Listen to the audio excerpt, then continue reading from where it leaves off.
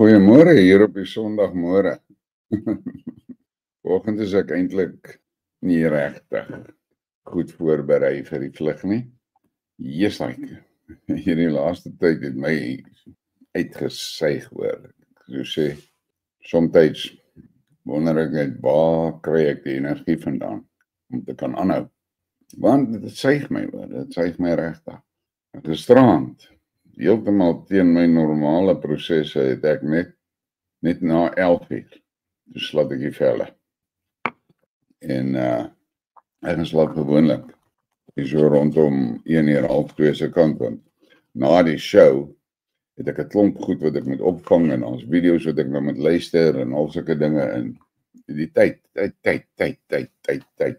En party ouens speel die video's op dubbelspoed en so. Ek hou nie daarvan om dit te doen nie, want as jy dit doen, kan jy baie maklik subtiele nuances in die ouens se stemme mis, en dan mis jy dinge wat hulle actually probeer sê sonder om dit te sê.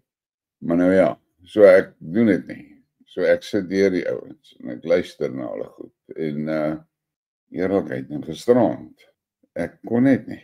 My battery was flat hoor. So about 11:30, soos ek in die bed. En skrik vanmôre wakker, 8:30 dink ek. Ja, 8:45, 20:09. Fuck.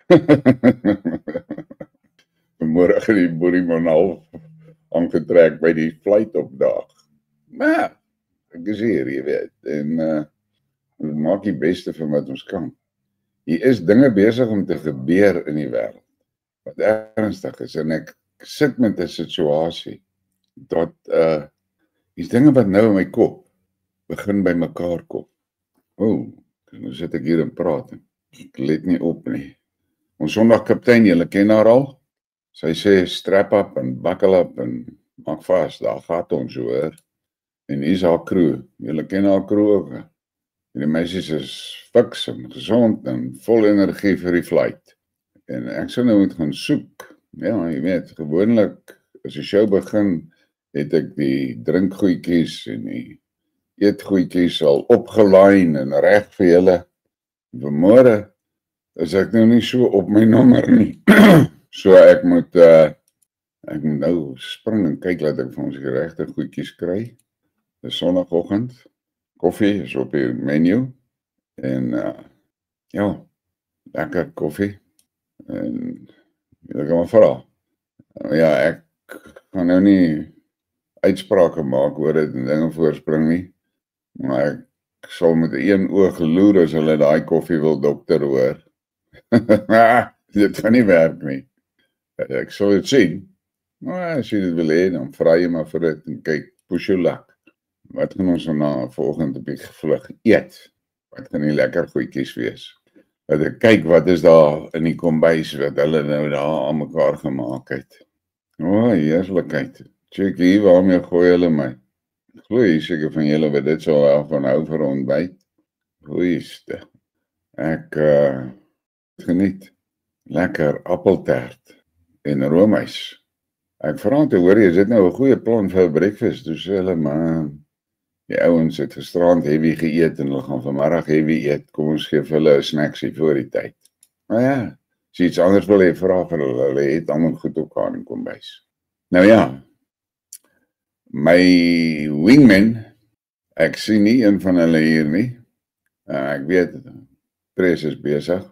Sondag het hulle mos hulle huiskerk ding. En ek het vir Loggies vroeër in die oggend raak geloop, maar ek meen, hy is ook seker maar besig. Nisha sê, dit is lekker na daar by hulle. Die by my is niks nie hoor. Niks nie. En ja, hierdie Rasool insident. Ons moet meer lees in daai insident as net dit wat ons daar sien, hoor. Daardie ou, besef julle dat die feit dat die Amerikaners hom persona non grata verklaar het, dit het nog nooit voorheen in die geskiedenis gebeur met enige van ons ambassadeurs nie. Nie een van die apartheidsregering se ambassadeurs was ooit persona non grata verklaar deur die lande waar hulle was nie. Wat daardie man daar gedoen het, was om vir die wêreld te wys hoe out of touch is hulle met reality. Maar ons kan nie verwag authorities realisties en oordentlik na die gebeure kyk en leer daaruit nie, not a focal maat. Hulle is te arrogant. Hulle is te arrogant. So, wat Rasool aangevang het, is skerry. Ek gaan hierdie vir julle lees. Ek weet regtig nie wie is die outeur van die ding nie. Iemand het dit gepost en ek is seker dit was gepost op Facebook. Maar ek gaan dit vir julle lees. Dis 'n redelike lang stukkie, maar luister na hierdie. Ek weet nie wie se outeur nie. Maar hy sê, die rasis Rasool se vlug as persona non grata vanuit die VSA is mooi opgesom deur my maat Max. So ek het 'n vermoede hierdie kan dalk kopdoek wees wat dit geskryf het, hoor. ANC-politikuste moet seker die mees breindood skepsels op aarde wees. Wanneer jy aangestel is as Suid-Afrika se ambassadeur in die VSA, jou reputasie is klaar geakkrediteer as muishond en die Trump-administrasie vermy jou soos die rinderpes. Wel, dan sal enige mens met 2 breinselle dalk begin om die redes vir hierdie toestand te soek en dit te probeer regstel. Maar blykbaar nie Ebrahim Rasool nie. Nee, hy as voorheen struggle bunny wat gerieflik op die pieringsrand gesit het met so 'n paar arrestasies vir onnosel op straat wees en gerieflike huisarresvonnisse, terwyl sy comrade, wat blykbaar 'n mugu in een of ander Russiese dialek beteken, klippe gekap het op Robben Eiland. Dit het hom toe die license to steal kaart gegee, want hy as Indiër was nodig vir die quota demografie vir die strugglers en die ANC in die ANC rotnes. Na hy as Weskaap premier suksesvol misluk het, 'n gesogte ANC vereiste en vervang is met nog 'n klierkop, Lynn Brown, is hy onder 'n wolk uit Kaapstad uit. Toe pos Zuma hom in 2010 Amerika toe om onder Barry Obama se administrasie te gaan bakkant staan vir almoese om seker in Kandla se firepool te finansier. En nou is die shot weer daar aangestel. Maar Trump is beslis nie Obama nie. Trump weet goed dat hy Iran, Hamas, Palestina, wonder nog steeds waarom die plek waar die grootste gedeelte van die Bybel in die area afgespeel het nooit ooit genoem is nie. En enige ander lapkop terroriste groep ten volle ondersteun. Hy is ook 'n vurige hater van Israel, wat natuurlik nie sy muisondsaak in Washington verbeter nie. Maar in steede van sy werk doen en sy smoel stilhou, besluit Rasool in sy ongebruikte wysheid dat hy 'n uitstekende idee is om Trump te beskuldig van wit oppergesag. Hy kom toe tot hierdie aardskuddende besef, bes moontlik na hy seker gesit en wy het aan Aap Twak Papadams, dat Trump nie net 'n wit oppergesag ondersteuner is nie, maar dat hy sommer die wêreldleier in hierdie opgemaakte linkse gespyskonsep is. Good plan, Batman. Wel, ek dink na sy twyfelagtige wysheid nou in Amerika blootgelê is, sal hy kan juig as hy afgelewerde 60-60 kospakkie van die ambassadeurs Dene sal ontvang. Want dit bywoon, yep, not gonna happen. Dis nie Suid-Afrika waar jy jou arrogante, eie geregtige bokhoring wil blaas en verwag die gepepel moet jou op die hande dra en randellas na jou toe gooi nie. Nee, kleerkop. Na jou gesanik, dink ek Suid-Afrika kan maar sy ambassade in Washington toemaak en jy kan maar terugkom Athlone toe. Jep, blykbaar het die ANC nog nie die memo ontvang dat hulle Sint Mandela rugryery lankal amptelik begrawe is nie. Lot sotte. Ek sien toe vanoggend net voor ek dit plak, het Marco Rubio my vermoede bevestig. Die nar is blykbaar op pad terug Azania toe. Goed so. Ja, ek weet nie wie dit geskryf nie. Ek vermoed dit kan Piet Kopdoek wees, maar ek gaan nie probeer spekuleer wie dit geskryf nie, maar dit is fucking goed geskryf. So, kom ons drink maar 'n koffietjie op daai ene. En ons kap 'n lekker ou appeltaart en roomys. Nou ja, jy weet, op die einde van die dag, dit is Suid-Afrika waarin ons lewe. Dis die tyd waar ons lewe, dis die realiteit waarmee ons lewe. En mense moet nou nie regtig moenie toelaat dat moedeloosheid in jou binneste kom inkruip nie, man. Moenie daai fucking ondier huisvesting gee nie. Los hom maar buite op die straat waar hy hoort en hoop maar 'n kat op die fokker. Want anders gaan dit nie goed uitwerk vir jou nie. En ja, jy weet, op die einde van die dag moet elkeen van ons maar die beste doen wat ons kan. Hoorie so, die kombuis het my laat weet, vir die manne wat nou liewer so soutigheidjie wil hê. Hulle het aan julle gedink hoor. Kyk hierso. Daar is nou vir jou 'n pragtige soutbordjie. Kajings en biltong, gebraaide biltong en varkvel, crunchy, stukkies, crackling. En dan is daar natuurlik hy gevulde eie. Ek persoonlik sal in hierdie skinkbord inseil hoor, ja, teen 'n spoed wat jy nie sal kan glo nie. Ek sal natuurlik net wegbly van hy olywe af. Ek het geen smaak vir olywe nie. Ja, dit is 'n ding wat ek nog nooit, ek het dit 1 of 2 keer probeer en net besluit, ek gaan dit nie weer doen aan myself nie. Maar nou ja, op die einde van die dag is dit Suid-Afrika. Dit is waar ons 'n lewe moet maak en dis waar ons moet oorleef. En ek luister vanmôre nou na iemand sit toe daar op my groep, 'n videoetjie van Deborah de Rigter. En ek luister na haar en ek vra myself die vraag af, hoekom het hulle hierdie dramatiese, amper ek wil dit profetiese attitude as hulle video's maak? Dink hulle nou, dit gaan jou nou meer beïndruk? Ek kan dit nie verstaan nie, maar julle ken my. Ek het nie sights and sounds nie hoor. Ek val nie vir daai storie nie. Ons 'n video wat ek vir julle wil wys, wat ek dink mense waaruit kan kry, maar ek moet so versigtig wees met die video's wat ek wys, dat, jy weet, ek kan so maklik 'n ding opsit, wat mense omkrap.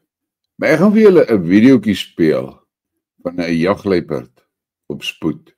Wat jy moet na kyk as jy na daai video kyk, is dat daai jagluiperd word aangedryf deur net een poot. Op enige gegeewe moment is dit net een poot wat die grond raak. Dan moet jy kyk na daai absolute fenominale sinkronisasie in sy ledemate en sy hele liggaam.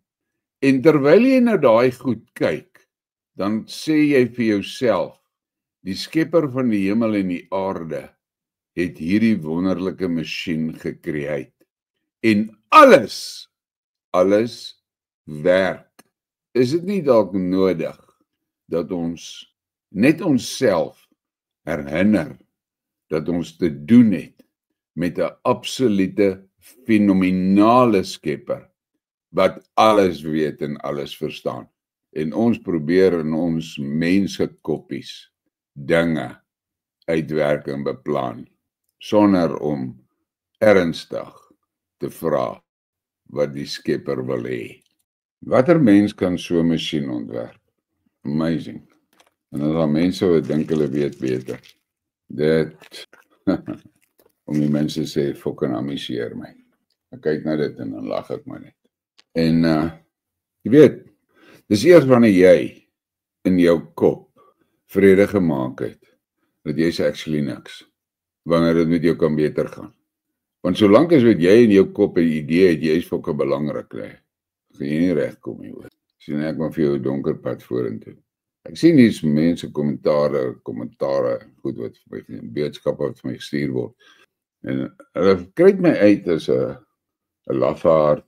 Hulle sê ek ken nie die Bybel nie en ek ken nie politiek nie en ek is oningelig en ek is onkundig en dan sê hulle vir my die feit dat ek nie daai ander kaland in 'n debat wil ontmoet nie, sê hoe swak is ek. Dan lees ek die goed en dan dink ek by myself, waar in hierdie kommentator se brein het hy uitgewerk dat 'n mens met 'n gemiddelde intelligensie kan 'n sinvolle debat met 'n vleermuis hê. Dis nie 'n debat nie. Dis 'n geleentheid vir ligtyd gee vir die vleermuis. En ek weet van 4 persone wat ek geweldig baie respek voor het, wat letterlik ure in one-on-one met daai vleermuis gespandeer het. En al 4 het na my toe teruggekom op die einde gesê, Colleen, jy's reg. Hierdie man het nie die vermoë om by realiteit aan te pas nie. Dit wat in sy kop is sy hele wêreld en sy hele lewe en that's it en jy kan fokkolle aandoen. Ek is klaar met hom. So, jy weet, maar hulle hou aan en selfs die vloerplanke. Ek meen, wat met Rasool gebeur het, moet 'n helse groot stopsign wees vir hierdie militante. Maar nee, Rasool het gesê Trump is 'n supremacist. En hy het nog 'n klomp ander goed ook kwyt geraak. Maar dan gaan luister jy na Malema wat sê ons wil niks met jou hoor nie. En hy roep hom sommer jou. Dan gaan luister jy na Kapkyk wat vir Trump gesê het, bly jy in jou Amerika, ons bly in ons Suid-Afrika. Arrogante uitsprake. Hulle is nie een van hulle is naby aan Trump as jy hulle op 'n leer sit nie. Trump is bo aan die leer. Hulle is hier onder op die eerste en tweede en derde sport. Maar hier kom die riller. Dis 'n fucking lang leer. Dis nie 'n leertjie wat jy gebruik om konfyt uit jou spensrak uit te haal nie. Dis 'n moerse lang leer. En Trump is bo en hulle is hier onder. Hulle hou actually die leer vas. Maar hulle dink hulle kan hom one-on-one aanvat. Rasool is geslat met persona non grata en dit beteken in praktyk beteken dit klim op die airplane en fuck off hier uit. Dit is 'n vleeplak wat 'n brommer geklits het op 'n tafel. Wat Trump met Malema kan doen en wat hy met Kapkyk kan doen en by definisie aan Suid-Afrika kan doen, is 100,000 keer erger. Maar die fucking goed, hulle mental ability, die ergste wat hulle kan imagine, is die vleeplak. Fok, hulle is in vir 'n surprise. Nou is hier van hierdie vloerplankies wat verduidelik, fok Amerika, die EU, kyk hoe spring hulle om ons te help. Wat die dom bliksems nie verstaan nie, wat hulle nie verstaan nie, is die EU weet hoe maklik is dit om by hulle te steel. En hulle kom steel hier by hulle. En terwyl hulle steel, sit hier die vloerplanke en wine and dine die steelers. Dis so slim as wat hulle fucking is. Ons, die boer tribe van Suiderland, het 2 bloedige oorloë geveg vir hierdie land. Ons het met bloed betaal. Hierdie fucking goed wat so rondhardloop en skree, we want the land, en vertel ons het die land gesteel by hulle en die fok weet wat alles. Hulle gee die fucking goed vir die Europeërs. Hulle sê ons het hulle grond gesteel. Maar hulle gee die fucking rykdom vir die Europeërs. Hoe fucking brein dood is dit? Sorry hoor, ek is nou bietjie besig om kwaai boerans te gebruik en ek weet man, dis Sondag en alles, jy weet. Maar daar's nie 'n ander manier om dit te sê nie. Ek gaan dit op 'n manier sê wat die meeste mense wat na my luister, of jy my like of nie like nie, dit is nie important nie. Jy fucking verstaan presies wat ek bedoel hoor. En dit is eintlik waar jou probleem lê. Skielik sê 'n ou vir jou die ding op 'n manier wat jy kan fucking verstaan. Nou is jy die moerum vir my. Jy's die moerum vir my omdat ek die goed vir jou op 'n manier sê wat jy nou kan verstaan. Maar daai fucking Kool-Aid bedieners, daai Kool-Aid waiters, hulle het jou gebullshit. Maar jy het dit gelike, want hulle het jou lekker gebullshit. Nou kom ek hier en ek sê vir jou die ding, grof en rie op 'n fucking manier wat jy kan verstaan. Nou is jy die bliksem vir my. Jy's nie moerum vir daai Kool-Aid waiters nie, wat vir jou gelieg het nie. Nee, jy's die moerum vir my, wat vir jou op 'n lelike, harde manier die waarheid sê. Fok, ek lag vir jou. Jy weet, jy het nie 'n fucking klou hoe lag ek vir jou. Jy het nie 'n klou hoe lag ek vir jou. My oorlepa het altyd 'n uitige gesegde gehad, hy sê, en ha lag ek. Iemand sê vir hom 'n ding, nee. Dan kyk hy en sê, en ha lag ek. Dan het hy klaar, hy respond nie eers verder nie. Nou ek sê vir hierdie ouens, ha lag ek. En vir hierdie Veselinas en Grieslap bewonderaars, ek lag vir julle gatte hoor. Jy kan in daai klein bennetjie jouself gaan establish as die major fucking intellectual giant. Ek het al baie gesê. Ek is liewerster die kak onder die bestes as die beste onder die kak. Dit is die groot ding. Maar nou ja, kom ons vat maar koffiekie. En hier is 'n paar dingetjies wat ek met julle wil bespreek, maar jy wil nou met julle verstaan, soos ek dit nou vroeër gesê het. Ek het nou vanmôre regtig half laat gevang met alles. Maar ek sal probeer. 'n Paar dinge wat ek vir julle wil sê, wat nodig is om te sê. Regtig nodig is om te sê. Luister hier wat sê Putin. Putin says, the citizens of Iraq, of Libya, of Afghanistan and Yugoslavia have seen how peaceful NATO is.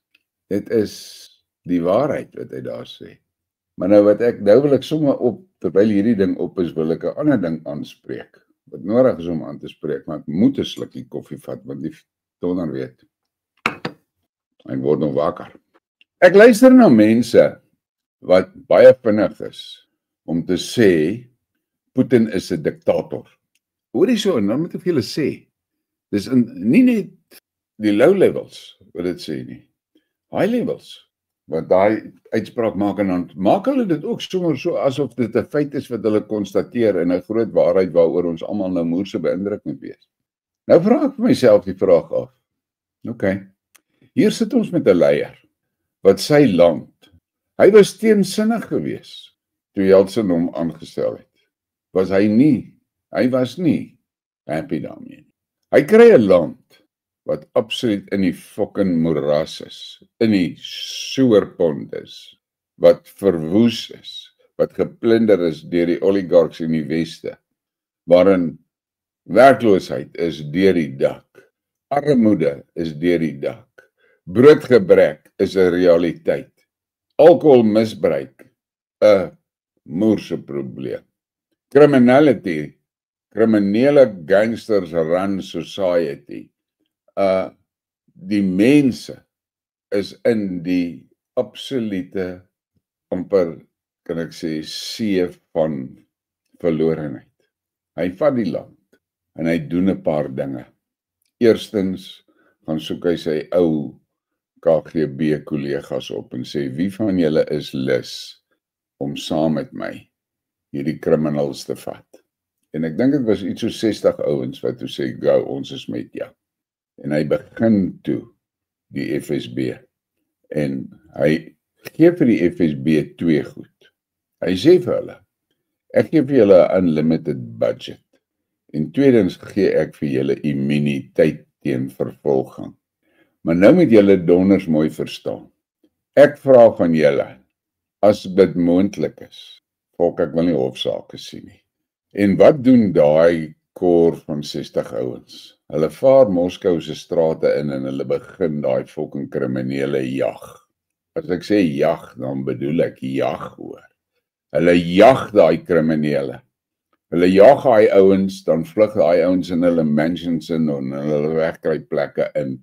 Dan gaan hierdie ouens agter hulle aan tot binne in waar hulle hom vaskeer of in die kombuis is of in die slaapkamer of in die sitkamer of waar. Waarever hulle hom vaskeer, gooi hulle hom op die grond neer en skiet hom deur die kop.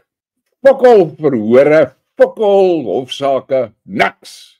Op die grond, kak, deur die kop en hulle loop. En binne 3 maande, toe besef die bevolking van Moskou, hierdie ou meen besigheid. En toe begin hulle die kriminele opdish vir die FSB. En die FSB het gegroei tot waar hy vandag is en dit wat hy is, 'n moerse effektiewe organisasie. En kriminele gangs het nie 'n kans in fucking Rusland nie. Hy het Moskou skoon gemaak en toe gaan hy na die ander stede toe en hy werk deur die land en hy maak skoon. Hulle het letterlik skoon gemaak. Maar nee, jy, met jou fucking Kool-Aid deurdrinkte breintjie, jy noem hierdie man 'n diktator. Daardie mense van Rusland stel nie fucking belang in 'n demokrasie nie. Hulle stel nie belang in daai parlement van hulle nie. Daai Duma van hulle beteken vir die meeste van hulle fokol. Hulle kyk net vir een man en dit is vir Putin. Maar jy noem hom 'n diktator. Snaaks dat hy vir soveel jare oorleef en dat hy tussen die mense kan instap, tussen sy mense kan instap en hulle gooi hom met blomme en hulle wil net aan hom raak en alles. Maar hy's 'n diktator. Dan kry jy in jou fucking lewensruimtetjie 'n sleg kak soos Biden. 'n Sleg fucking ding man, jy kan vir my niks goed van daai ding sê nie. Hy's sleg tot in sy fucking gene. Maar jy aanbid die fucking ding want hy is mos 'n demokraties verkose president. Hoe fucking breindood is jy? So breindood is jy dat jy hierdie man 'n diktator noem en jy het respek vir 'n fucking ding soos Biden. Jy's breindood. Daar's nie 'n ander woord vir jou nie. In elk geval. Nou gaan ek vir julle 'n moerse gevaarlike ding sê, waarvoor julle maar net moet luister. As ek my Bybel kyk, as ek nou na my Bybel kyk, dan sien ek nêrens dat Jesus, toe hy op die aarde gewandel het, 'n demokratiese bedryf gehad het nie. Sy mission op die aarde, was hy 'n demokraat? Nou man. Hy was 'n diktator. Hy het vir jou gesê, jy moet so maak en so maak en so maak. En as jy nie so maak en so maak nie, is jy nie moer. Hierdie is die enigste manier. Is dit demokraties of is dit 'n diktator? Jy's like, ek wil nou nie hier staan en verkeerde dinge in jou kop kry en nou dadelik weer daai fucking Kool-Aid deurbeekte breintjie van jou kry en sê, nou is ek daar besig om, hoe noem hulle dit, daar's 'n woord wat hulle daarvoor, ek raak nou lasterlik en ek weet nie wat se kak alles nie. Maar ek gee vir jou die facts. Jesus het gesê, maak so, maak so, maak so. That's it. Dit was nie 'n negotiation nie, daar was nie 'n stemmery daaroor nie. Fokol. Stryd. Maak so, of jy is in die moeilikheid. Jy gaan dit nie maak nie. Dan dink ek verder. As ek nou deur die Bybel kyk, dit wat God vir ons in die Bybel sê, waar sien jy tekens van demokrasie? Waar? Hy het nie 'n referendum gehou en toe vat hy en hy wipe Sodom en Gomorra uit nie. Hy het hulle so gecheck en gesê, daai shit gaan nie vlek nie, weg is julle. Toe hulle met hulle stands by Babel gekom het, die toring van Babel, het hy 'n referendum uitgeroep. Nee. Laat julle vat so vuil baard. So, dink oor dit, voor jy weer jou bek rek oor diktators. Dink mooi daaroor. Was nie so iets soos demokrasie nie. Demokrasie is actually demonkrasie. Hy moet daar ingesit word hoor. Alright, net ek 'n fucking bom op 'n paar laat val. Maar nou ja, wat 'n film. Die boerie man is mos die bomgooier. Hy worry nie. Trek die pen en slinger hom. As jy dit nie like nie, jy weet mos maklik fucking klik weg. Moenie jouself sit en bekak en jouself hier in 'n frenzy inkry nie. Klik net weg. Ons mos geskryf. Dat die wat ore het hoor. Maar die wat wil hoor, laat hulle hoor. Jy wat nie wil hoor nie, klik weg. Nie my saak nie. Ek is nie hier om jou vas te druk en die lood uit jou ore uit te pomp nie. Ja, ek kon. Jy self kom staan en laat die lood smelt en dan skud jy jou kop, laat dit uitspat en dan sê jy, okay, nou voel ek beter. Maar nou ja, laat ons sien. Grasshopper sê, hoekom speel julle manne nie golf nie? En dan is my sonnagoggend. Okay. Nee, dit is so, en dan is Kilian, hulle het vir hy man shot nou te sê gee.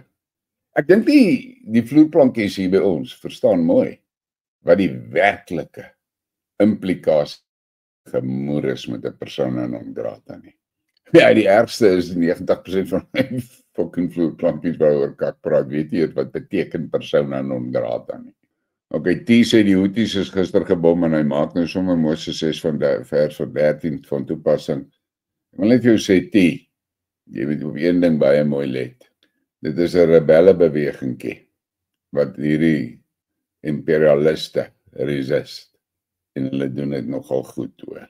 Ek het respek vir daai ouens, die feit dat hulle bereid is om op te staan. Ja, Stefanie Conradi sê Deborah de rigtingloos doen niks anders as vir ag man. Jy weet, ek het iemand geken wat ek met baie kontak gehad het op 'n stadium. My aanhoudend vandag goed. Die probleem is ek het 'n baie goeie idee. Wie sit agter Deborah? Gebruik haar. Sy's 'n tool. Sy is wat sy is. Sy's 'n tool.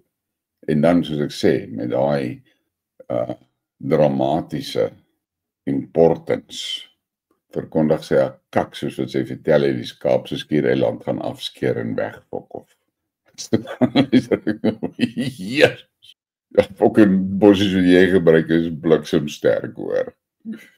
Ja, hier sê Nisha 'n groot waarheid hoor. Hoe nader mens aan die natuur met al die wonderlike skepings leef, besef jy hoe groot is God. Yes, like, en nou gaan ek vir julle 'n ding sê.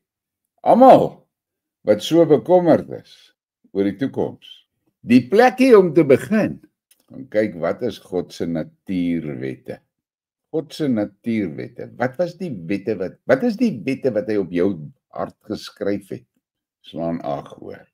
Okay. South African Prepper Farmer vra nou 'n baie belangrike ding en ek gaan nou vir julle sê, ja, ek gaan dit nou deel. Ek het 'n goeie vriend. Ek moet dit beskou hom as 'n goeie vriend. Ons het ons Mason Kampie tussen ons wat ons albei vermy terwille van die groter plaas. Richard Botha. Ek stuur vir hom vanoggend hierdie ding. En ek moet dit op die skerm sit dat julle dit kan sien. En dan lees julle maar wat het ek daarby geskryf. Ek gaan vir julle sê wat het ek daarby geskryf. Sien ek gisteraand hierdie op een van my video's wat ek kyk, aan die kantpaneel waar my die ander goed wys wat ek dink ek sal in belang stel. South Africa. The US to probe the ANC leaders over the Iran links. Nou die van julle wat my kanaal volg al vir 'n lang tyd. Julle sal weet die dag toe hulle sê hulle gaan ICJ toe. Toe het ons nou almal klaar gesien hulle het uit hulle skuld uitgekom op een of ander miraculous way and whatever. Toe sê ek Iran het die ANC finansiëel gehelp op voorwaarde hulle vat die budgies ICJ toe. Toe's daar 'n klomp mense wat my verduidelik hoe fucking die kak is ek en ek weet nie wat als. Nou is dit vir my interessant. Die laaste ruk sien ek baie beriggies en ek het nou maar hierdie ene uitgehaal net om vir julle te wys waarin prominente mense nou begin sê die ANC was gebribe. Die Boerieman het dit al gesê way back toe dit gebeur het. Het ek dit al gesê. Maar wie die fok is ek? Ek is maar net die Boerieman. Ek sê vir Richard vanoggend en toe die ICJ case begin het ek gesê Iran het die ANC gebribe om die budgies ICJ toe te vat. Het ek nie? Antwoord hy my. Agreed. Toe sê ek vir hom, what intrigues me is that so many important people are now suddenly using the term bribe. When I said it way back, I was called all sorts of names. I'm also beginning to see a subtle but organized reference to self-determination in groups that were dead set against it. I am convinced balkanization is on the cards for South Africa. En toe sê ek vir hom, people like you that have a better grasp of the Canton idea, better start speaking up. Prepare the citizens mentally for the reality that will have to include cantons in the solution, purely because demographic realities dictates it. Toe gooi hy vir my 'n opduimpie en toe sê hy vir my, what do you think is the most effective way of getting the message out? The CDP tried to get the government to give us a law that allows for proper way of attaining 235, but they refused. Ek het hom nou nog nie geantwoord nie, want toe ek nou begin met my show. Ek gaan hom antwoord, want hy vra, what do you think is the most effective way? Ek gaan nie vir een oomblik so arrogant wees om te sê, briekmerke is the most effective way nie. Maar briekmerke is 'n fucking goeie beginplek, want op briekmerke vertel ons nie vir julle kak nie, op briekmerke bedien ons nie fucking Kool-Aid nie. Ons doen dit nie. Ons vertel jou die rou waarheid. En jy maak jou besluit op dit. Ek moet hierdie prentjie tog wys man, heerlikheid. Yes, like, nee, ek sal hom nie op hierdie manier in die hande kry nie. Ek twyfel. As ek net kyk, dalk, ek kan hom nie op hierdie manier in die hande kry nie. Nou, so, ek sal met die ander pad vat. Want ek dink hy's baie toepaslik vir wat briekmerke is. Op die einde van die dag moet ons verstaan dat weet jy, ek is nou jammer dat ek nou hier sit en ek soek nou rond hoor. Shit, ek soek nou rond hierso. Ai. Nee, wat? Nou kry ek die verdomde ding nie. In elk geval. Ek sal hom kry. Ek sal hom vanaand vir julle wys. Sorry hoor. Maar die feit van die saak bly. Ek gaan nou met hy wat Richard Botha is, verstaan die Canton beginsel. Seker hy verstaan dit die beste van al die ouens wat ek ken. Dit wil ek nou nie daarmee impliseer, hy verstaan dit die beste van al die mense nie, maar hy verstaan dit die beste van al die mense wat ek ken. Want ons sal moet Canton beginsels toepas, suiwer as gevolg van die demografie. As die land balkanies en hy breek in sy stukke, dan moet jy verstaan, as gevolg van demografiese realiteit, gaan daar 'n groot groep Zulus wees, wat by mekaar is, maar wat nie in Zululand is nie. Hulle is byvoorbeeld in Newcastle, of hulle is byvoorbeeld in Johannesburg, of hulle is byvoorbeeld in Pretoria. Hulle is 'n groepering Zulus. Hoe gaan daai mense geakkommodeer word? Cantons is die antwoord. 'n Zulu subkanton in die hart van Pretoria. 'n boer subkanton in die hart van Johannesburg. Maar die boerekanton, daar kan dalk die hoofkanton, die hoofboer tuisland, die hoofboerland, whatever, kan die vlaktes van Noord-Natal wees. Hoekom sê ek dit? Want daar is fucking geskiedkundige kaarte wat wys waar is die boerland. Maar daar is ook demografiese realiteite. Nou die Afrikaners het nou 'n fucking probleem. Want hulle weet, in die tradisionele boerland, en boerland wat ons vandag nog steeds, eintlik kan maar sê, is maar boerland, het hulle nie actually 'n vasdra plekkie nie. Waar is hulle vasdra plek? In daai neste. So, dis seker dan nie te ver gesog om te dink, daar kan dalk ook 'n Afrikaner kanton wees nie. As dit so is, dan moet dit so wees. Ek wil fucking niks van 'n Afrikaner kanton weet nie, ek wil nie daarvan weet nie. Maar, ek het julle gisteraan daai belaglike kak gewys van hierdie ding wat homself 'n boerkaner noem. What the fuck is dit? Maar dis 'n tipiese Afrikaner. Hulle het nie 'n kultuurhistoriese identiteit nie. Maar hulle sal die boers in 'n steel hoor, as hulle 'n gappie kry, steel hulle hom, hulle expropriate dit. En ongelukkig die boer laat dit toe. Vra een van daardie ondersteuners van my, ek wil nie eers sê is ondersteuners nie, kennis in Iran. Wat is die verskil tussen pride en, wat was die ander woord wat hy gebruik het? jealousy. Toe sê ek net vir hom, pride is 'n tweesnydende swaard. Jy moet trots wees op wie jy is. Jy moet trots wees op jou kultuur. Jy moet trots wees op jou vrou, op jou kinders. Jy moet trots wees op wat jy reg gekry het en wat jy vermag het. Jy moet trots wees. Trots is nie 'n negatiewe ding nie, maar trots het 'n ander kant van daai selfde swaard. Wat trots maak, jy kan jou arrogant maak. Dan het jy 'n probleem. Dit was nogal 'n interessante gesprekkie wat ek met hom gehad het. En ek het vanoggend weer net besef, ons, die boere, ons is Christene. Ons is tradisioneel Christene. Christending maak vir ons sens uit.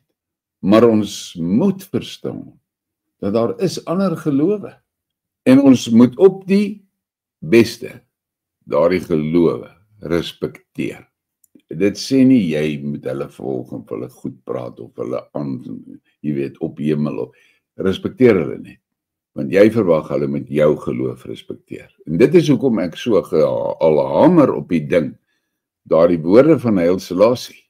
Spirituality is nie religion nie. Dit is nie. Omdat die mens is wat hy is religion gekorrupt. Elke religion is gekorrupt. Vir politieke redes, vir magsredes, vir whatever die redes kan wees. Alles is gekorrupt. Dis hoekom ek al vir julle gesê het, jy moet jou Bybel lees, geesgevuld, sodat die Heilige Gees se gawe van onderskeiding jou by die potholes verbyvat. Dit is wat belangrik is. Maar wat gebeur het, en ek sê nou vir julle, dit is nou 'n stelling wat ek maak, hoor, onder onsigbare beheer en eienaarskap van die budgies het die media vir jou, wat na my luister, 'n prentjie geskep van wat 'n moslim is. En hulle gee vir jou die voorbeeld wat hulle stel, dit wat hulle sê, dis die parameters, is van 'n fucking siek, korrupte, klein groepie ekstremiste. Mense wat die moslim wêreld self fucking nie tussen hulle wil hê nie. Hulle kap daai goed se koppe af as hulle gevang kry. Hulle moer hulle in tronke. Hulle verwyder hulle uit society uit. Die Weste het vir daai rubbish, vir daai scrap, 'n safe landing gegee in die Weste. En toe vat die media masjien daai fucked up, korrupte klomp kak en verf 'n prentjie vir jou en sê, dis 'n moslim. Nou ja, ek het vir julle daai videoetjie gespeel van daai imam waar hy dit fucking verduidelik. Want ek sê vir julle, ek self, nie fucking wat ek lees in 'n koerant of hoor by iemand nie, ek self het dit beleef in Kuwait, in Dubai, in Abu Dhabi. Dit is fucking nice mense, hoor. Jessa my man, oordentlike mense. Ek het op 'n stadium dit sterk oorweeg om te immigreer Kuwait toe. Maar ek het geweet, my vrou sal nooit in daai society kan aanpas nie.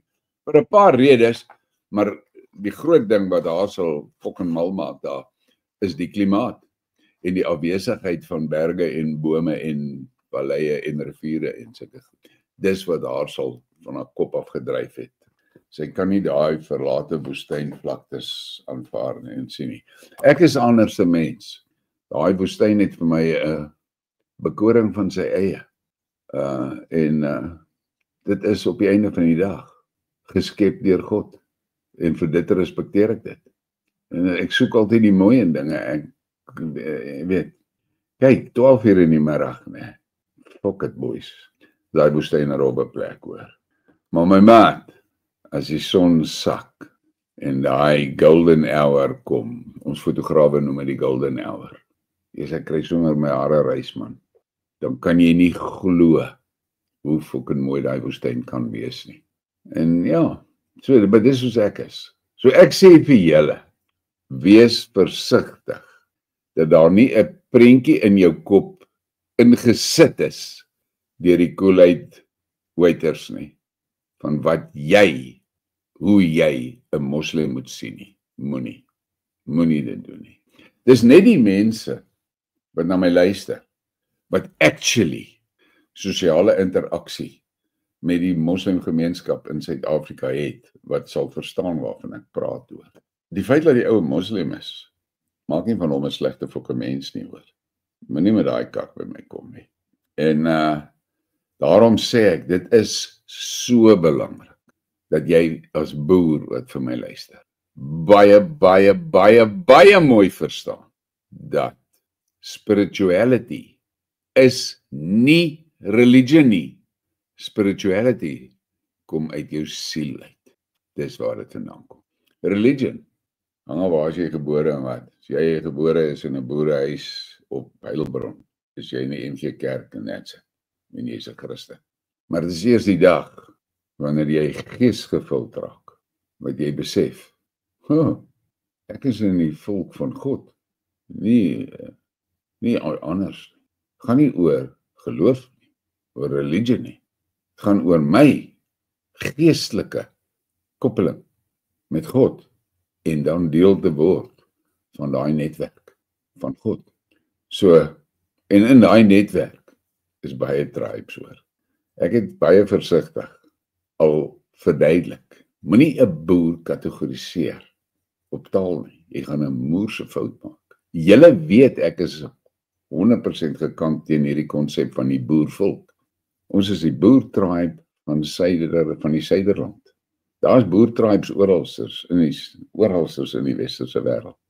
En ek het al so sydelings opgemerk dat ek is seker daar's boertribes in Iran. En Dawie het dit vir my bevestig, hoor, dat ek nie verkeerd was nie.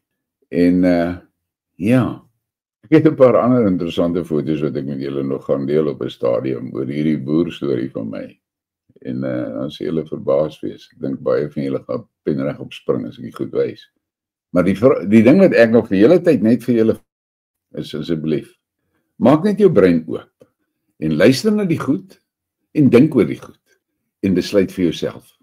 Nou daai ander perd wat my so vreet, ek wil net vir julle een ding sê. Hier is 'n wetenskaplike waarheid waarby jy nie kan verbykom nie. As jy jou oë oopmaak en jy lees en jy luister na die inligting wat nou uitkom oor daai slangbyt, dan is daar 'n paar dinge daar wat jou fucking hare moet laat regop staan. Maar dit is, daai goed word bevestig deur solid wetenskaplike bewyse. Die een ding wat hulle sê, wat nou duidelik is dat daar is 'n groep mense wat daai shot gevat het, wat mentally getune is. Hulle is drones. Hulle verloor 'n groot klomp van hulle vermoëns om objektief te kan dink. Daar's bewyse daarvoor. Ander ding wat ek gisterand geluister het, wat vir my baie steurend was, is daar word nou gesê dat daardie pik etiese veranderinge veroorsaak in die gepiktes. En dit was die doel van dit. En nou sit jy met 'n situasie dat as jy objektief daarna kyk, wetenskaplik, is die gepiktes nie meer human nie. Hulle is nou GMO. Wat beteken, regstegnies kan hulle nie staat maak op die beskerming van basiese human rights nie.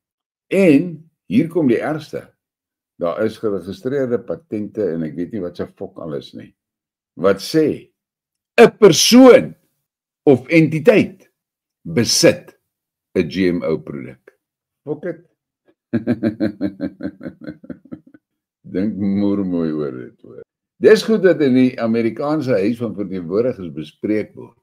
Dis nie goed dat ek uit my duim uitsuig of ergens fucking mal op 'n WhatsApp groepie gelees het nie. Hierdie is goed wat hulle waaroor hulle heidaglik debatte voer. Hierdie kwessie van, jy's ge-GMO, en wat is die regstegniese gevolge van dit? Kan jy fucking imagine as dit formeel erken word as 'n GMO, het jy nie human rights nie. Fok. Ja, dit kan jou breins blaas wat ek nou gesê het. Dit moet jou fucking breins blaas. Ek wonder hoeveel het al daar so daaroor gedink hoor. Maar nou ja, dat is nou nie heeltemal onsself oorgee aan die moedeloosheid nie. Daar is slim mense wat dinge uitgewerk het om jou te un-GMO. En dit is beskikbaar. Dit is beskikbaar oor die kanter. En as jy dit kombineer met die LifeWave X39 plakkers, kan jy jouself nogal fucking mooi repair hoor. Die detox program maak die kak dood en stikkend in jou. Die plakkers stimuleer jou liggaam om stamcelle te generate. Jou stamcelle te generate en te maak. En dis daai stamcelle wat jou liggaam nodig het om die goed reg te maak wat gebreek is. So, daar is 'n oplossing.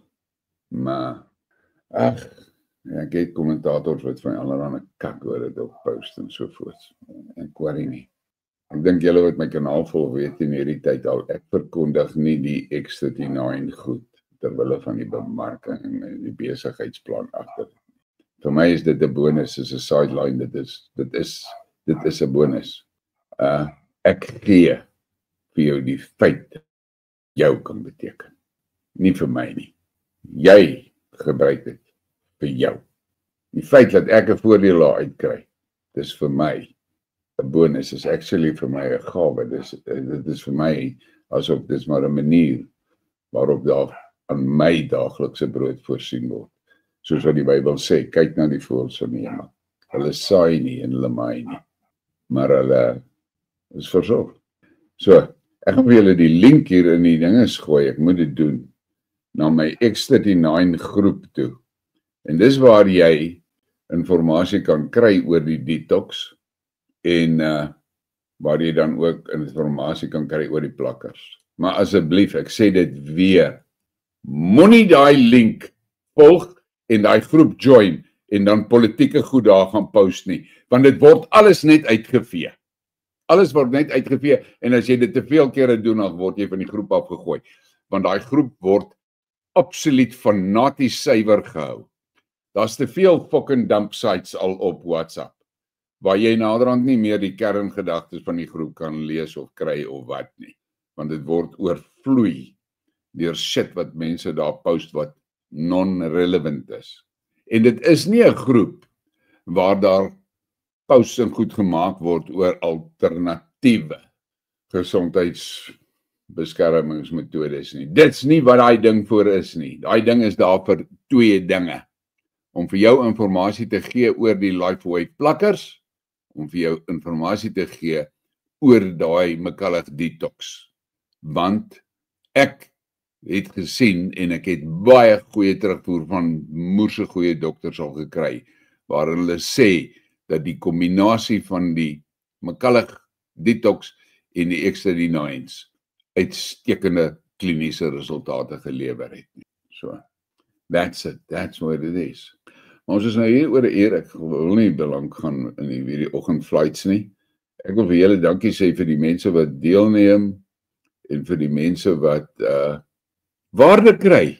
Is ek bly hoor, ek is bly as julle waarde hier kry. Maar op die einde van die dag moet julle net verstaan, dis vir my skrikwekkend belangrik dat jy jou brein oopmaak, die informasie kry en dit self verwerk en dan jou eie navorsing gaan doen, sodat jy vir jouself rustigheid kry en sê, okay, dit lyk nogal hierdie goed wat hier gesê word, dit klink ons nou asof hierdie nogal kan waar wees, en soek, totdat jy seker is, Jessel, hierdie gekoelheidslikkery, dis nie 'n goeie ding nie. Ja, Sonja sê hier 'n groot ding van Putin hoor. Hy was 25 jaar in die KGB, 30 jaar president. Hy het gesien hoe die Weste se koppe werk.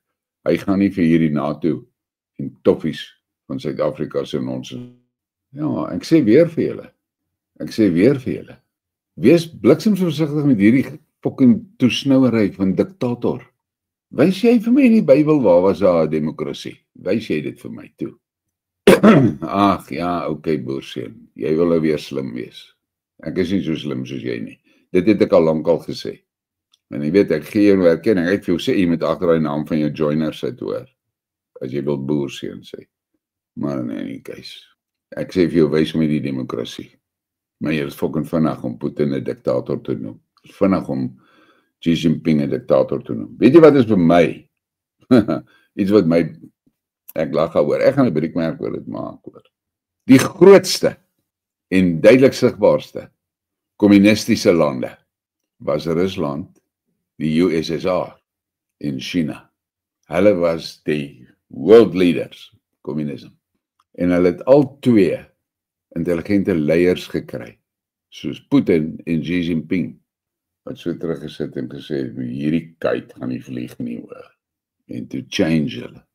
En nou, Rusland vooral, hulle doen wat die beste is vir die mense en die beste is vir Rusland. Hulle voel 'n fok oor wat se labels jy daaraan wil sit. Die Duma is daar vir die wat daarvan hou, maar vir die wat nie like nie is Putin daar. Vir die wat nie actually omgee oor dit nie, Putin is daar. Want dis al wat daai volk wil hê. Een man wat hulle kan trust. Een man wat hulle kan trust. Hulle trust nie 'n vergadering nie. Trust een. En dink mooi oor wat ek nou vir jou gesê. Ons boere, dis dieselfde. Ons trust nie 'n vergadering nie. Ons trust een nou. That's it. Ons trust een nou. Nie 'n congregation nie.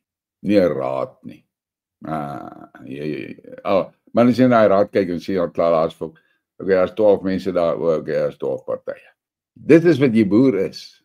Daardie twee ouens, Putin en Xi Jinping, het vir die wêreld gewys, kommunisme is kak, hier's 'n beter way. En kyk na hulle lande. Kyk hoe hulle lande ontwikkel, kyk hoe hulle lande ekonomies groei. En dan kyk jy na hierdie fucking ding wat julle so aanhang, hierdie demokrasie. Alles bliksem uit mekaar uit. Amerika is besig om in die fucking ashoop in te gaan. Europa, gone. Hulle is finansiëel in hulle donder en hulle is gone. Maar jy is vinnig om 'n ou uit te maak so 'n diktator. Jy moet 'n bietjie mooi dink oor diktator. Wat is actually 'n diktator? Dis een man wat die vision het en die wysheid het en bereid is, hy die dapperheid om op te staan en sy volk te lei op daai pad. Een ou. Nou noem jy hom 'n diktator. Ek noem hom net eenvoudig wat hy is, 'n goeie leier. Nou, hierdie boerseun met sy clever opmerking hierso kom. Ek wil julle 'n ander ding sê. Ek is in gesprek met 'n predikant, 'n afgetrede predikant.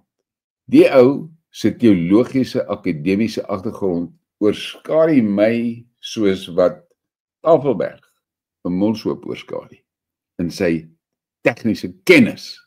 Sê hy vir my nou die aand.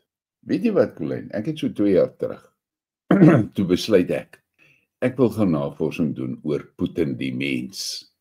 Hy sê, hoe meer ek gelees het oor die man, en hoe meer inligting ek kry oor die man, hoe meer beïndruk hy my. En ek gaan nou vandag vir jou sê, dit is my opinie, dat van al die wêreldleiers is Putin die mees, luister wat ek sê, die man met die mees geesgevulde wysheid. Ek luister, ek tog my fok. 'n Tolk wat so iets sê. Hierdie ou is spesiaal. En hy sê vir my, gaan kyk die besluite wat hy neem. Gaan kyk wat gebeur as hy gekonfronteer word met 'n krisis. Kyk met die rustigheid waarmee hy hierdie krisisse bestuur en hanteer. Hy man het wysheid. Nou ja. Maar julle koelheidssypers, hy is 'n diktator. Julle hang aan fucking sleg bliksemse snyfer soos hy fucking Biden. Ek gaan nou 'n stelling maak wat 'n klomp ouens gaan laat somersaults maak. Trump is in wese, in sy wese, 'n diktator. Hoekom? Hy fucking weet. Een ou moet die vision hê en die guts hê om voor te staan. Hierdie fucking rade en congregations en goed. Hulle kan nie doelgerig en definitief optree nie. Want hulle word verdun en vermeng en gemix. En dan verloor hulle die purity. So, hoekom met Trump vir Elon Musk as 'n sidekick? Want Trump weet, Elon Musk kan ook op sy eie staan. Elon Musk is nie fucking bang om voor te loop nie. Hoekom het hy vir J.D. Vance gekies? Want hy weet, J.D. Vance is nie fucking bang nie. J.D. Vance het nie 'n komitee nodig om voor te loop nie. Hy fucking loop alleen voor. Hy is nie afhanklik van 'n fucking entourage nie. Dink oor hierdie goed. Piet Hek sê. Hierdie ouens wat ek nou vir julle hier opnoem, in die algemene ligtelike beoordeling, hulle is elkeen in sy eie reg 'n diktator. Ek sê vir julle. Dit was Karl Marx, een man, daai perd opgesaal het en vir die ouens gesê, wie saam met my? Toe gaan hulle saam met hom. En toe wat doen hy? Toe vee die moslems oor die fucking aarde skoon, tot oor die Bosforus. En toe hy daar in Istanbul by die Bosforus staan, en hulle is allemaal aan die ander kant van die rivier, toe sê hy, right. Sien julle al hierdie dooies wat hier agter my lê? Julle het dit gemaak. Bly daai kant van die fucking rivier, dan sal ons alright wees. As julle oor die rivier kom, maak ek julle dood. Dit het Karl Marx gedoen. Gaan lees sy fucking geskiedenis. Hy het Europa gered. Hy het die Christendom in Europa gered. En wat het julle fucking geliefde donderse fucking demokrate gedoen? Hulle het Europa se Christendom op die fucking brandstapels gesit en vasgemaak en laat die immigrante die vuur aansteek. Die immigrante hoef nie eers die Christene te vang nie, want die fucking demokrate vang hulle en sit hulle op die brandstapels. Die immigrante steek nie die vuur aan. Julle moet fucking dink oor wat ek nou sê hoor. Wat is die teken? Jy of ek? Nee. Ons is, hoe noem hulle dit, collateral damage. Die teken is die Christendom. Dis die teken. Dis wat uitgevee moet word. En die fucking budgies wat die Christendom aanvat en vernietig. Die budgies doen dit. En julle is te fucking dom om te sien. Maar nou ja, as mens 'n ou spreekwoord gesegde wat sê, as jy nie wil hoor nie, moet jy fucking voel, ouma. As jy nie wil hoor nie, moet jy voel. Dit is die probleem. Net kyk of hier nog iets is wat ek wil sê voordat ek baie sê. Ek het 'n paar goedjies uitgehaal wat ek gedink het belangrik is om vanoggend te sê. O ja, ek moet hierdie vir julle sê. Ja, jy weet. Luister na hierdie. Kyk, terwyl van die feit dat dit Sondag is, gaan ek nie sê wat hy is nie. Maar dis 'n snotstreep op die tafeldoek van die mensdom hierdie. Sir Keir Starmer has told Vladimir Putin that the world is watching and that Russia will have to come to the negotiating table sooner rather than later. Nou ek het vir Sir Keir Starmer 'n stukkie fucking advies. Putin sien jou vir wat jy is, 'n snotstreep op die fucking tafeldoek. Waar dit bliksem dink jy, kom jy aan die reg om dit te sê wat jy hier sê. Maar nog erger, wat in jou fucking snotbesmeerde brein laat jou dink Putin sal agslaan op die kak wat jy babbel. Sir Keir Starmer warned Vladimir Putin that the world is watching him and Russia will have to sit down at the negotiating table. Dan sien hier nou 'n kommentator, ek gaan nie vir julle sê uit watter bron uit kry ek nie, maar dit is twee fucking intelligente ouens wat daai Telegram groep ran. En hulle is twee Britte. Dan sê hierdie ou, where and when Russia will sit down is not for a pig with the face of a frigid aunt to decide. And all these warnings and messages from the West are bullshit that has not been sold for a long time. Where are those who have been sending strong messages to Russia for years? All these Blinkens and Holkens, that's right, nowhere.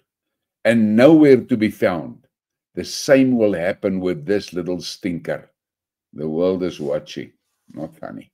Groot fucking waarheid wat hier gesê is. Hierdie snotstreep, nee. Hy besef nie met wie deel hy nie. Hy het die fucking idee. Hy is die main peanut. Maar ek like nogal hierdie stukkie, ek het weer vir julle lees. Waar hy sê, where and when Russia will sit down is not for a pig with the face of a frigid aunt to decide. Ai. Maar, Moses 6 vers 6, stupid mense moet suffer. En dan gaan ek hierdie een vir julle wys. Moet hierdie met julle deel. Die Duitsers het ons 'n groot bek, die fucking Schulz en sy trawante. Germany struggles to recruit Gen Z for military, despite $100 billion euro defense boost, Germany faces a major challenge, convincing Gen Z to enlist as it expands its military amid rising global threats. 1 in 4 recruits from 2023 quit within 6 months. Many young Germans prioritize work-life balance over military service. Olay Naimun, a 27-year-old Marxist writer, bluntly stated, "I'd rather be occupied than dead." Maar hy fokkers, hulle het 'n plan, hulle gaan 'n army bou om vir Putin aan te vat. Good luck met daai shit hoor. In elk geval. En dan gaan die laaste enetjie wat ek met julle wil deel in hierdie oggendprogram. Ek moes eintlik die video gemaak het, maar ek was skrikkerig. Luister wat sê J.D. Vance. Europe is risking civilizational suicide. The US Vice President Vance says Germany is killing itself by letting in millions of illegal migrants from countries that are completely culturally incompatible with it. En wie moet jy bedank? Vrou Merkel. 'n fucking budgie. Maar nee, hou julle budgies aan. Volg hulle. Stuur vir hulle geld. Stuur vir hulle, hou vir hulle bidure, dat hulle die kinders in die Gaza kan vermoor. Dink jy? Ek weet nie wat 'n fok dink jy nie. Maar jy is in die budgie se greep. Ideaal, dis al wat hulle fok wil hê. Hulle wil net hulle greep hê, dat hulle kan eindig. As hulle in hulle greep het, dan druk hulle jou fucking nekkie af. Hy man met die snorrietjie, hy het hulle kak gesien. En hy het geïdentifiseer en hy het besluit, hy gaan die fucking budgies fucking wegjaag uit sy plek uit. Hy het nie gesê, het hulle fucking doodmaak, hy het gesê, fucking jaag hulle weg. Hierdie is nie budgie plek nie. Hier hou ons van ander goed. Maar wat het die budgies reg gekry? Omdat hulle die media beheer. Hulle jou laat verstaan. Die mannetjie met die snor, hy is verkeerd. Pres het gisterond op my Briekmerke publication WhatsApp groep vir julle die video gedrop wat ek bang is om hier te speel. Van Stu Peters, gaan luister na daai dinge. En ek sê nou weer vir julle wat vir my luister. Ek sê vir julle wat vir my luister. Ek gaan vir julle weer die link gee. Dit is die link na my WhatsApp publikasiegroep toe. Daar word nie gechat op daai ding nie. Ek gee net kennis van die publikasies. Maar ek deel ook daar met julle video's en foto's en materiaal wat ek te bang is om op my kanaal te sit hier. Want ek ten minste het ons daarom nog daardie plek om redelik vry goed te deel. Ek het 'n Facebook bladsy vir Briekmerke. Hy staan nou op 1100 ondersteuners. Ek is nie gepla oor die nommers nie. Ek is glad nie gepla oor die nommers nie. Want die wat die boodskap moet kry, sal hom kry. Dit weet ek. Maar ek kan nie daai soort goed daar op daai Facebook bladsy sit nie, want ek gaan in die kap kom. Want dit is 'n budgie platform. Ek kan nie goed op X sit. Want X is nie 'n budgie platform nie. Maar die feit van die saak bly, soos ek nou met julle praat, daai link wat ek vir julle gegee het na daai WhatsApp groep van my, waar ek die kennisgewings gee. Dis waar ek vir julle foto's en goed sal sit. En ek doen dit, video's en so, wat ek nie weet uitdeel nie. Maar nou ja, ek hoop julle het vanoggend 'n bietjie ware gekry die goedheid wat ek sê en wat ek met julle gedeel het en julle luister en dink oor dit. Ek sê weer vir my tribe. Nou praat ek met my tribe, die boer tribe. Geesgevildheid is die enigste antwoord. Die enigste antwoord. En die oomblik as jy geesgevild is, gaan daar 'n verandering in jou kom. Daar gaan 'n verandering in jou denke kom. En jy gaan die woord van God lees aan die hand van die gees van onderskeiding om by die potholes verby te kom. Om by die ouens verby te kom wat vir jou sê, byvoorbeeld, soos wat daai boerseun al gedoen het, dat Billy 'n Bybelversie wat ek oor gepraat het en dat boerseun ontken het en toe post Billy die versie. En wat is boerseun se respons? Julle interpreteer dit verkeerd. Sê ek, okay, fokkie sien, daar kom julle kak. Ek mag nie die Bybel lees en die woorde daar lees wat daar staan nie. Ek moet die Bybel lees en luister wat jy vir my fucking sê, hoe moet ek dit interpreteer? Vir jou het ek een message. Vat hom. En dit is die groot ding. Jou strewe moet wees na geesgevildheid. En dan sê Haile Selassie dit so mooi. Spirituality is not a religion. Spirituality comes from the soul. Dis die groot ding. Maar vanaand se gesprek gaan ek en Herman dinge aanspreek. Wat 'n paar ouens so kan skit hoor. Ek vra net vir julle. Luister na die goed wat ons sê en dink self oor dit. Ek gaan nie sê ek is reg of Herman is reg of wat nie. Ons gee vir julle. Ons gaan vir julle gee wat ons sien. Hoe ons die dinge sien. En jy moet besluit of jy van daai siening hou en of jy nie van daai siening hou nie. As jy nie van daai siening hou nie, my like man, klik weg. Wees net versigtig. Want jy weet, daar's een groot ding wat vir my baie belangrik is van die Bybel. Daai versie waar hy sê, uit jou eie mond uit sal jy gestraf word. Uit jou eie mond uit sal jy gestraf word. Dit sê nie uit wat jy dink gaan jy gestraf word nie. Wat jy sê, daaroor gaan jy rekenskap moet gee. So, as jy hierdie goed hoor, verwerk dit en maak staat op die gees van onderskeiding. Moenie die oomblik wat jy dit hoor en dit rattle jou cage, dan maak jy 'n stupid fucking post nie. Moenie. Want as jy die post gemaak het, is dit uit jou mond uit. En dan is jy aanspreeklik vir dit wat jy gesê het. Eers Karinus Nel, jy vra nou 'n groot vraag daar. Ek gaan nou probeer.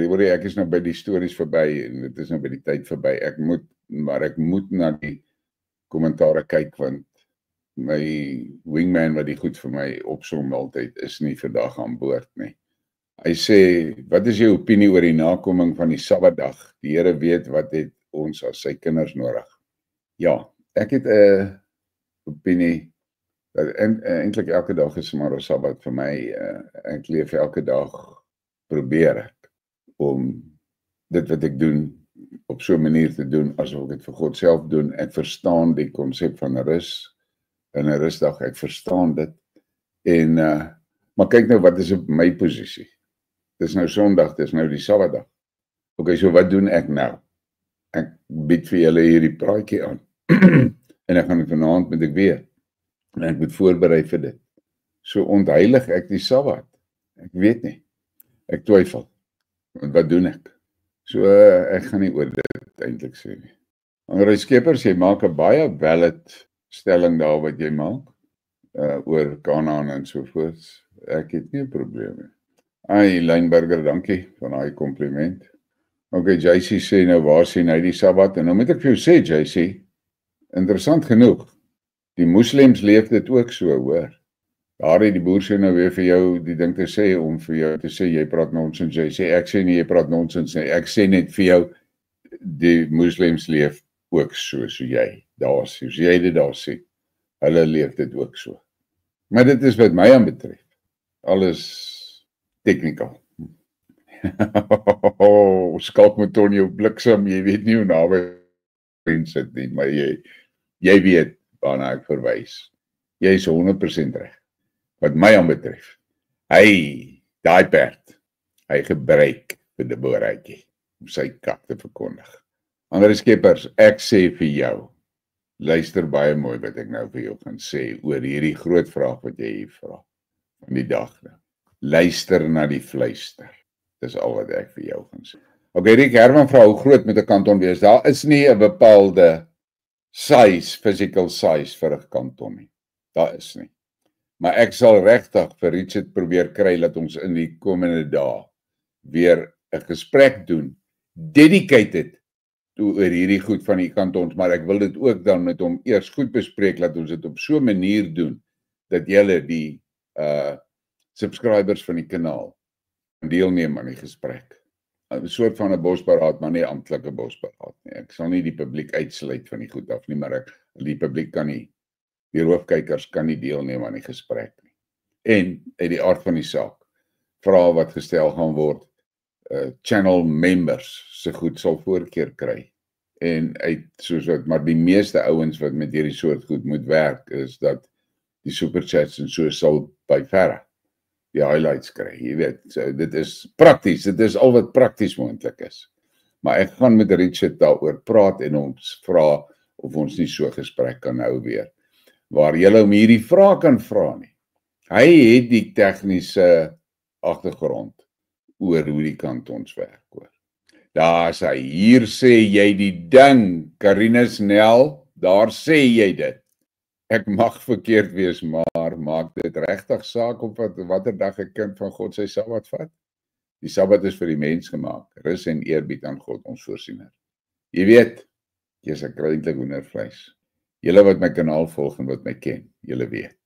Ek luister na die fluister. Ja, Cassie van die kerk, ek sien jy's baie in jou noppies met wat met die Houthis gedoen word. Jy moet maar mooi dink oor. Dink mooi oor wat is regtig daar aan die gang. Ja, ek dink regtig julle moet maar oor hierdie Sabbat ding en so luister na jou eie fluister. Luister vir die fluister. Ek sê weer, die Heilige Gees skree nie op jou nie hoor. So. Ja, Ricardo, jy's korrek. Kantone in Suid-Afrika gaan nie dieselfde uitdagings hê as kantone in Europa nie. Jy's baie korrek in dit. Ek het dit een aand het ek in Richard in 'n gesprek het ek gesê, Suid-Afrika sal 'n unieke oplossing moet vind vir hierdie unieke probleem waaraan ons is. Ons sit eerstens net die feit dat ons 13 amptelike tale het, sê al klaar vir jou Suid-Afrika is nie 'n land nie, is 'n streek. Is kunsmatig is al hierdie goed saamgevoeg. Dit is nie reg nie. Dis actually teen God se siening van die wêreld. God se siening is tribal. En dis hoekom hy tribes gemaak het. En hoekom die Bybel praat van tribes, die hele wêreld vol is tribes. Niks van die United Nations shit nie. Niks. En maar ons sal 'n unieke oplossing moet vind want 'n blote simpel eenvoudige sny, breek in stukke gebaseer op geskiedkundige, kulturele lyne, gaan nie die antwoord meer wees nie as gevolg van die demografiese realiteite wat mense het versprei. En daarom sê ek, dis in my opinie, van dit 'n mengsel moet wees van republieke en dan kan selfs van daai streke wees wat autokraties is, streekies wat theokraties is, maar die kantone sal die stedelike gebiede die beste kan hanteer. Want geen oplossing wat as deel van die oplossing 'n geweldige verskywing van groot massas mense insluit, sal ooit aanvaarbaar wees vir die meeste mense nie. Daarom dink ek dit gaan 'n mengelmoes wees. Nou terwyl ek dit vir julle sê, nou dit besef ek, gaan ons nie maar in klein, weer eens, soos al hoeveel keer in die verlede, 'n blou drukkie wees van wat die wêreld actually is nie. Ja, Pieter, ek gaan hierdie ook vir die mense op die skerm sit. Dit is groot waarde wat jy daarvan praat. Dit is so. Elke ras het sy ekstremiste. Ek gaan dit, ek gaan nou maar weer daardie onderhoud wat Putin met daai joernalis gehad het, waar die joernalis vir hom sê, jy gaan nou so te velde oor die peesterverwarrers, maar daar is gays in Moskou. Toe sê Putin, ja, daar is gays in Moskou, ek weet dit. Sê maar die gays in Moskou, hou by hulle self. Hulle hou nie parades in ons strate en so nie. Hy sê, en ek hoef niks te doen aan hulle as hulle daai parades hou nie.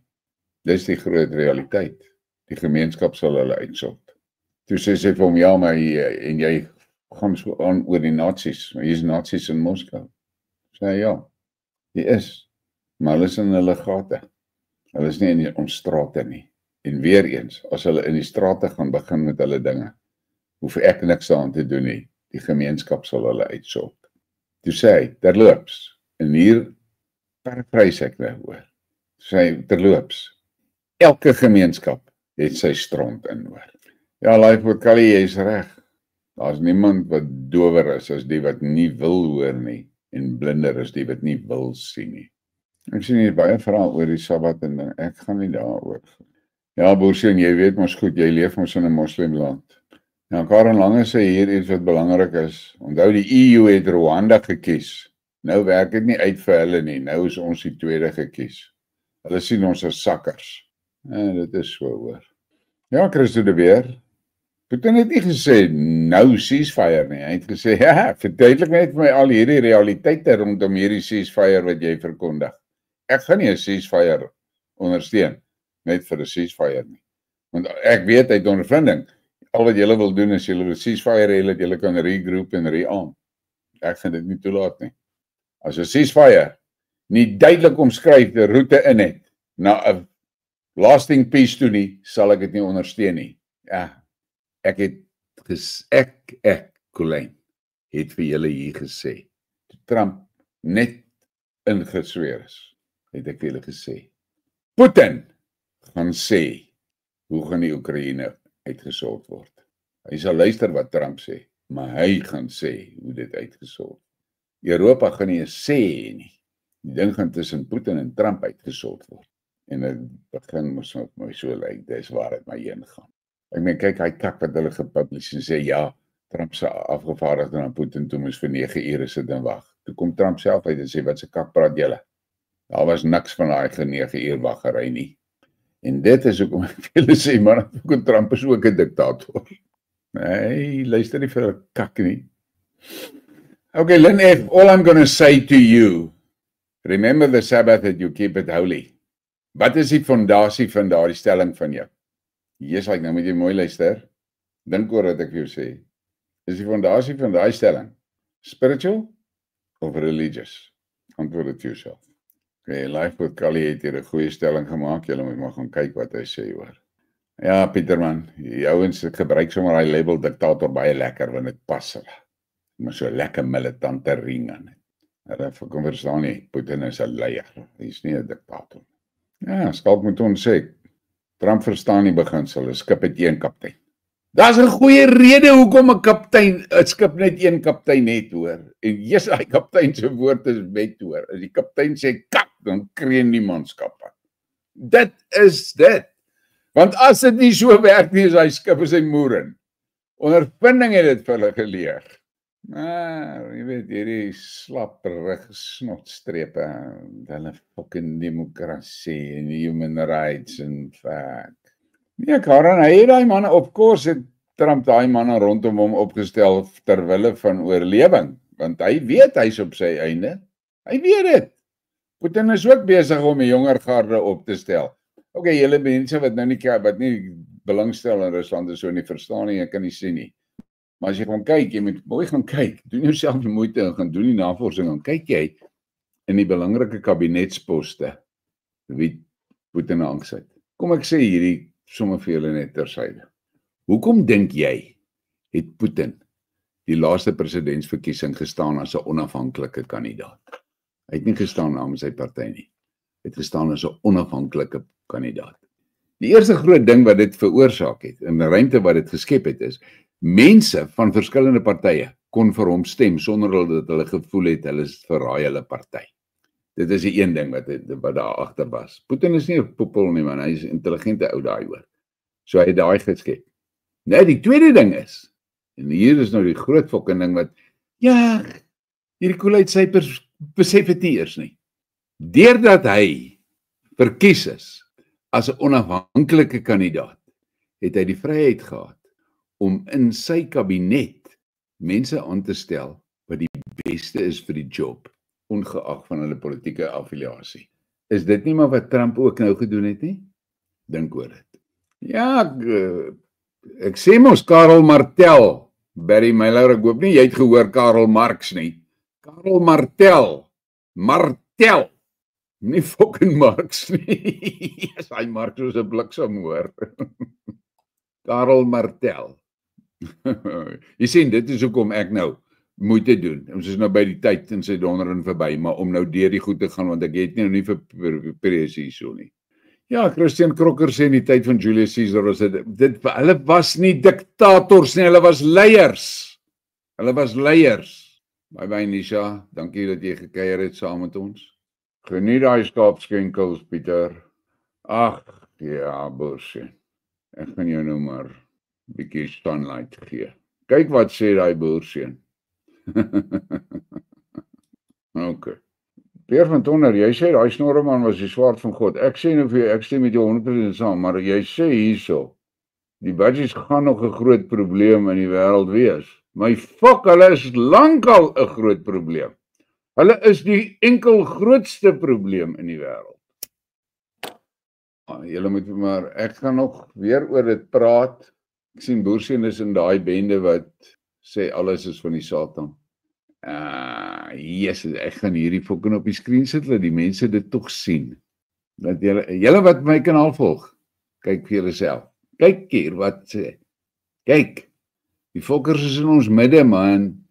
Ek het niks vir jou, Boersien. Ek weet wie en wat jy is, en ek weet wie en wat jy verteenwoordig. Probeer jy die saaikies saai van fucking verwag. Dis wat julle doen.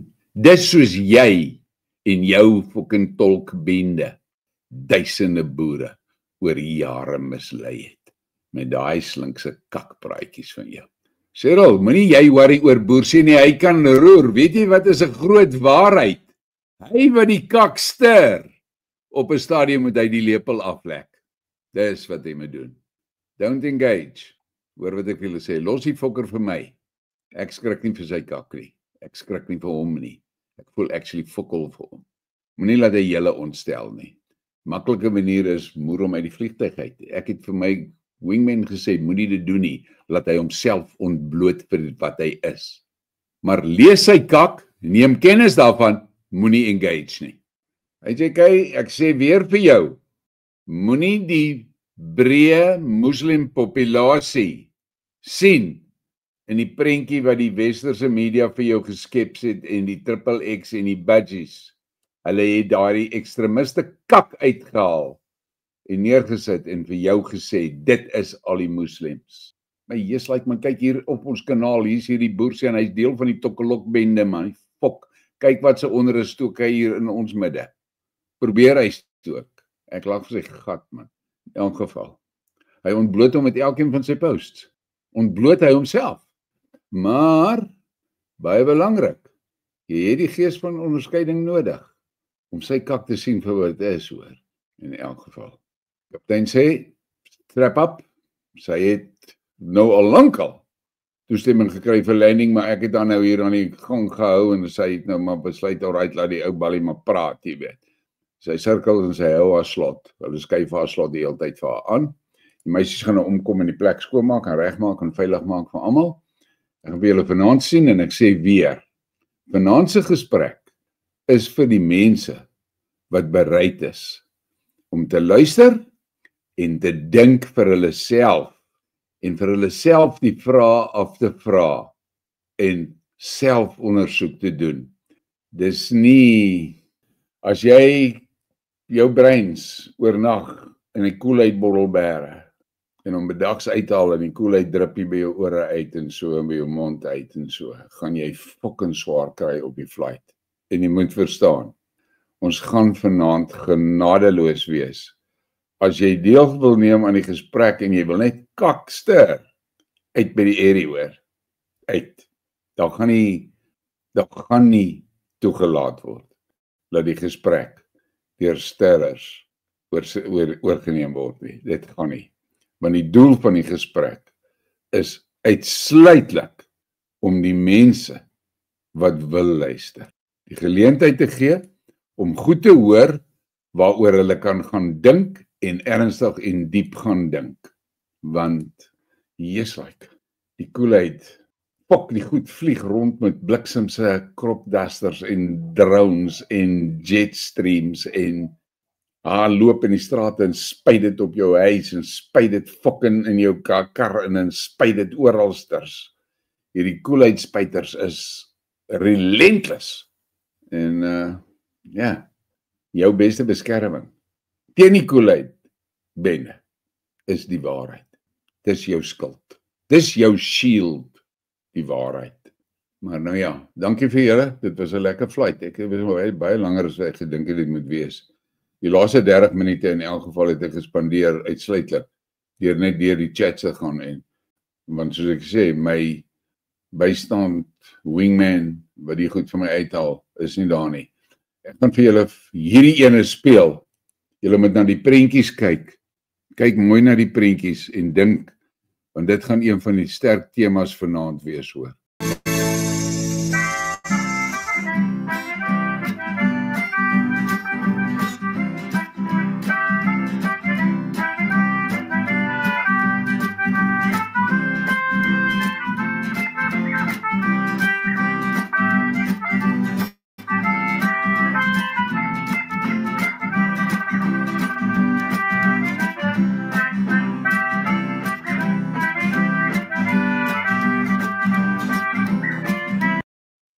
Julle moet mooi dink oor dit wat julle nou daar op die skerm sien. Dink mooi. Dink oor wat sien jy. Dink oor wat sien jy.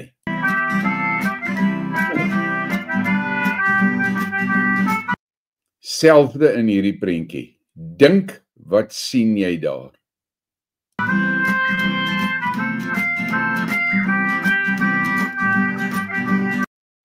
En hierdie ook.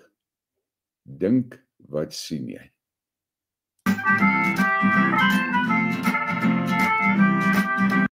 Hierdie is so belangrik dat julle hierdie beeld in julle koppe kry.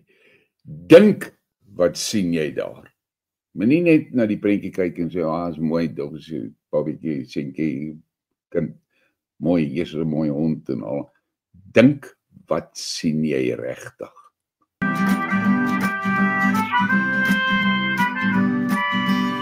En hierdie ene. Oh, boys.